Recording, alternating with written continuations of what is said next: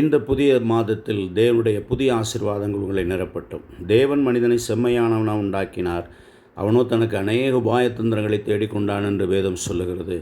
மனிதன் தன்னுடைய வாழ்க்கையில் தேவனுடைய சாயலை தான் இழந்து போகத்தக்கதாகவே பொன்னாசை, மண்ணாசை, பொருளாசை, கோபம், இச்சை, அதிகார வெறி, ஜாதி வெறி, எரிச்சல், இப்படிப்பட்ட கிரியைகளை தனக்குள்ளாக கொண்டு தேவன் தனக்கு தந்த சாயலை மறுபடியும் அடைய முடியாதபடிக்கு அவன் அகோரத்திற்குள்ளாகவே கடந்து செல்லுகிற ஒரு பரிதாப நிலையை நாம் பார்க்கிறோம்.